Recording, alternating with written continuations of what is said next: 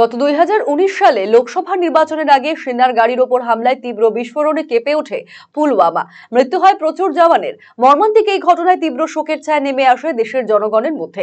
এই সন্ত্রাসবাদী হামলার 6 বছর পূর্তিতে শহীদ সিআরপিএফ জওয়ানদের স্মৃতির উদ্দেশ্যে শ্রদ্ধাঞ্জলি অর্পণ করল বালুরঘাট হিন্দু সংহতি।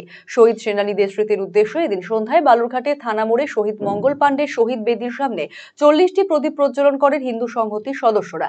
পাশাপাশি 1 মিনিট নীরবতাও পালন করে শ্রদ্ধা জানানো হয়। 2019 সালের 14ই ফেব্রুয়ারি কাশ্মীরের পুলওয়ামাতে সুইসাইড বোমার ইসলামিক সন্ত্রাসবাদী গোষ্ঠীর আত্মঘাতী বোমা বিস্ফোরণে 40 জন সিআরপিএফের জওয়ান নিহত হয়েছিলেন, বীরগতিপ্রাপ্ত হয়েছিলেন। তাদের স্মরণে প্রতি বছর এই দিনটাতে হিন্দু সংগতি তাদের প্রতি শ্রদ্ধাঞ্জলি প্রদর্শন করে। রাজ্যের বহু জায়গাতে এই কর্মসূচি হয়। বালুরঘাট থানা মোড়ে এই কর্মসূচিটি তার মধ্যে একটি।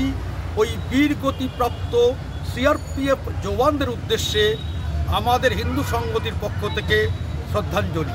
40 জন সিআরপিএফ জওয়ান যেহেতু ওখানে বীরগতিপ্রাপ্ত হয়েছিলেন, তাদের স্মৃতির উদ্দেশ্যে শ্রদ্ধা জানিয়ে 40টি প্রদীপ প্রজ্বলন করা হয়েছে। আর ওই সিআরপিএফ জওয়ানরা দেশের নিরাপত্তার কাজে নিযুক্ত ছিলেন, তারা বীরগতিপ্রাপ্ত হয়েছিলেন, তারা দেশের জন্য প্রাণ দিয়েছিলেন। তার জন্যে তাদের স্মরণে প্রতি বছর এই দিনটা আমরা শ্রদ্ধার সাথে তাদের উদ্দেশ্যে শ্রদ্ধাঞ্জলি জ্ঞাপন করি। এটা সেই কর্মসূচির মধ্যে একটি।